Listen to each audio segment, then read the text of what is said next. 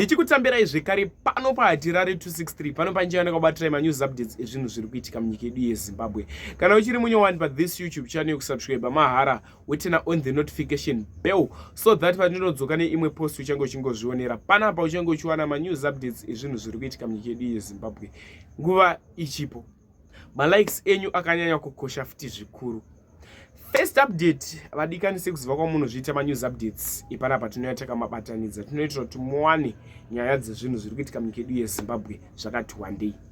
Nyaya yaitika murodhi iyo inonzi Aromdrum Road Mutare, Aromdrum Road kwaMutare ndo kwaitika chiitiko ichi. Ndinokumbira kuti zvadofika mucomment section.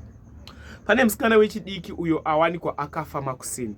Musikana uyu muwanikirwo waitwa akafa makuseni anga ari muside meroad asi anga asina kupfeka hembe ende zvikuratidza kuti munhu akatanga abatwa chibharo akabva azouraiwa achiita zvekurohwa muhuro nekuti muhuro make manga mune ropa rikuratidza kuti ndiye akatobuda ropa iriri.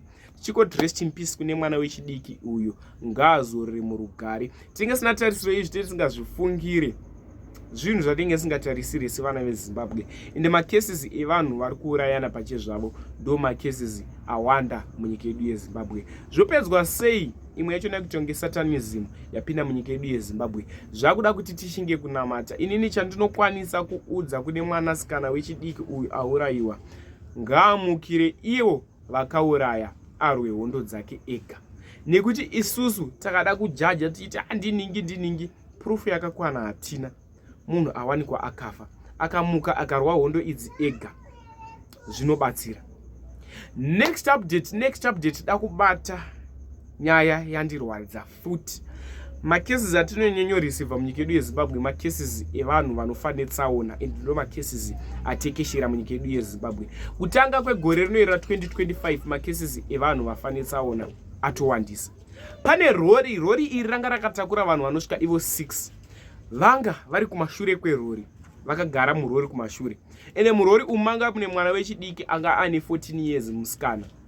Rori iri rashaya control, parashaya control rabva rabheuka. Mbeukiro parabheuka murori umafa vanhu vanosvika ivo 3. Musikana iye ane 14 years afira pasport, varume 2 vafira pasport.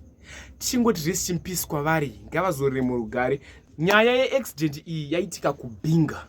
Zvinhu zvatinge sina kutarisiro yazvo izvi kuti hama dzedu padzabuda nerori dzichiti dziri kuenda kwakati dzichafa. Tinge sina tarisiro izvi tisingazvifungire. Rufu inzira yaMwari but pane imwe nyaya, pane rumwe rufu rusingatambirike, pane news dzimwe dzisingatambirike. Unzwanzi mwana wako ane 14 years angabuda nadhedhi afa. Vadikani zvinorwadza. Ndatitaure zvatinofika mucomment section pamusoro penyaya iyi. Ini sahatirare andiregerewo kuzivisai manews updates ezvinhu zviri kuitika munyika yedu yeZimbabwe nguva ichipo. Much love.